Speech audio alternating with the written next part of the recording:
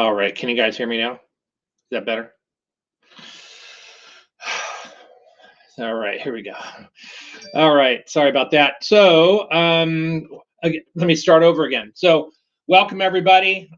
Great to have all of you with me today. It's November 3rd. Happy birthday to my mother-in-law, Barbara Baker, this morning.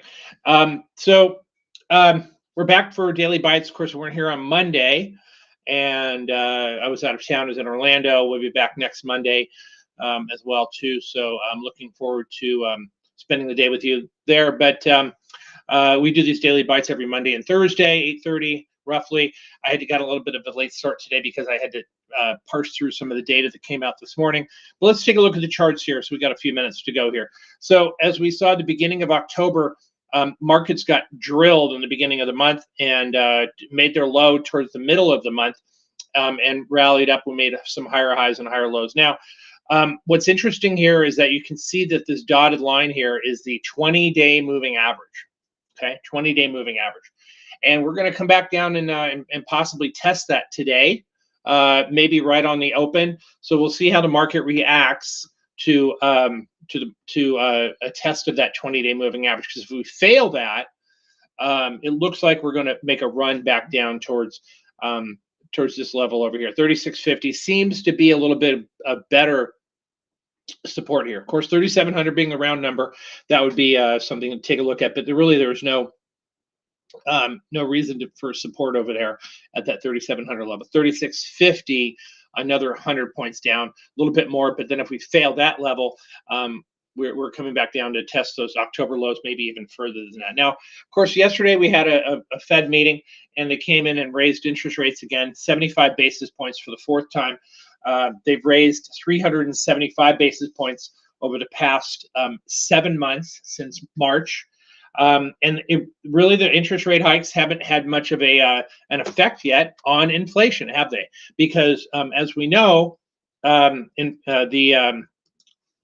CPI and PPI are coming out over the next week and a half, and as we know, we watch the Cleveland Fed. Let me see. I'll get that up here for you. Cleveland Fed does a nowcasting for inflation. And we can see here that the reading that they're looking for in October comes out next week, 0.76. Let's get our calculators out again. What is that on an annualized basis? 0.76 times 12, 9.12 inflation. And you can see the year-over-year number, not cool either, 8.09. Well, let's look at the core. Maybe the core is better, right? No, it's not. 6.58. 6.5 over here on the core CPI month over month. No bueno. So the Fed, which continues to raise interest rates and people think they're going too fast and too hard, is still behind the curve. They are still behind the curve. So I don't know what it's going to take to get inflation down over here, but it is a problem. And as I said yesterday, a couple of different times, the Fed brought a squirt gun to a raging fire. Okay, so they need to step it up and get a big hose and start pounding out inflation with a lot more water than what's in a squirt gun. So these are the facts. Okay, now let's delineate facts from non-facts here. So you hear a lot of people in the media, maybe on social media as well too. They're talking about, inflation is going to come down. Core inflation is going to come down, and I don't disagree with that. I do believe that. But as the people from Missouri are, what are they? The show me state. You got to show it to me first, right? I'm not going to go ahead and get in front of the Fed and say, look, hey Fed, eventually inflation is going to turn around and come back down. And again, of course it will at some point in time. So I'm going to buy in front of you right now because I'm anticipating that. This is the problem that we have with markets right now. This is the problem that we have in the market. A lot of people have lost money and they want to get that money back before things get even worse. right? But the problem is there's no recognition that things have already gotten worse. And the conditions of the markets and for returns and equity markets have gotten significantly harder, right? We no longer have zero interest rate policy. It was an easy road to make money when interest rates were at zero. They're no longer at zero. We're at 3.75 and going higher. All right. Look at the Fed funds futures right now. For the December meeting, okay, look at this. 48% chance of another 75 basis point rate hike. And that's before we have next month's inflation reading or November. So if those readings come in line, you can pretty much bet 75 is coming in. And in fact, if you remember, I said this a few times as well too.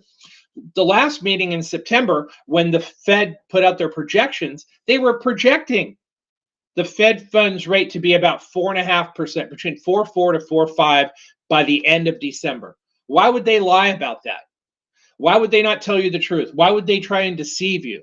They don't, and they won't. They are still behind the curve, and they still have to do more. And in fact, let's look out a few more months in 2023, shall we?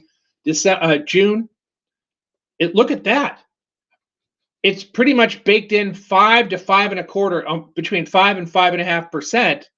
Okay, by the middle of next month.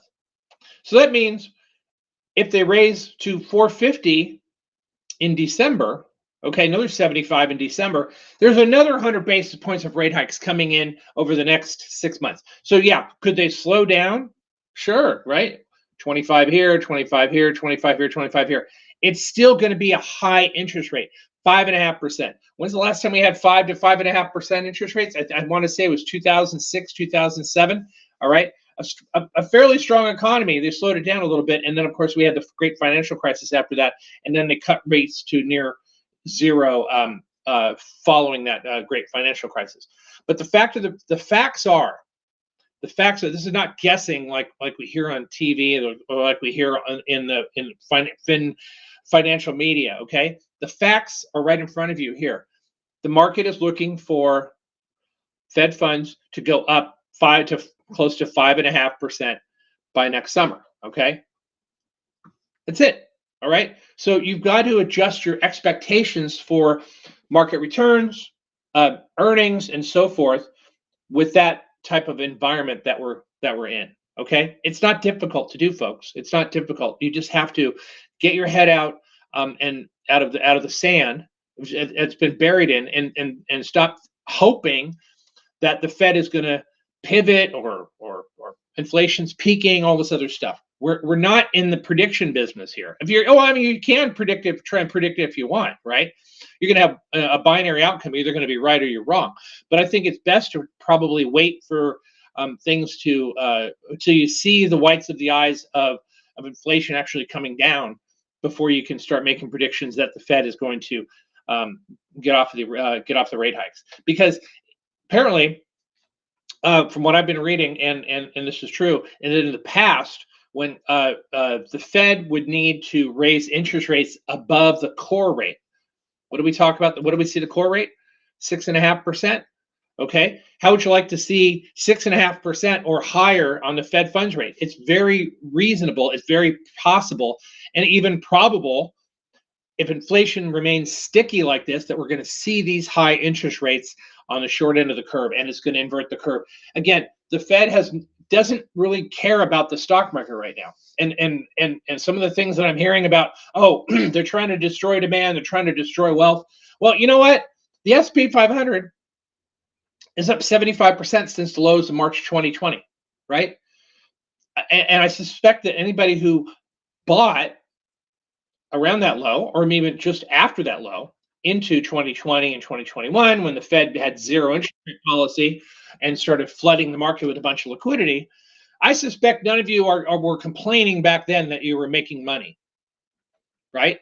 I certainly wasn't. I wasn't complaining, but I realized that conditions needed to change. They were going to change, and they did just less than a year ago. And I warned everybody in the chat room. We said two things. I said two things. Write them down on a sticky note and put it on your desk. I said, put these things down. Number one, the Fed has changed the game. Number two, the market is not going to bail you out anymore. Those two things, and it's certainly come to that point today. All right, I'm done yelling. Maybe. Economic data today, not good. All right, we see jobless claims came down, which means possibly portraying that we're going to have a hot jobs number tomorrow, not what the Fed is looking for. Bank of England raised interest rates to 3%. Non-farm productivity weak, meaning that any growth that we have in the economy here is driven by inflation, not by productivity. Unit labor costs down a little bit from the forecast, still 3.5%, still a little bit hot. If you want to look for a silver lining, that's probably it. Trade balance negative 73 billion. Taking a look at the markets over here, of course, we're down about 37 handles here, following through on yesterday's move down. If we close the S&P 500 below 37.57, that's going to turn the price oscillators down, and we're likely to come on down a little bit further. What's interesting to note here is that even after yesterday's sharp drop, look at the oscillators, still overbought. The NASDAQ 118, it got smoked yesterday. The NICE is still at 137. So we are still overbought, and we still have room to come down.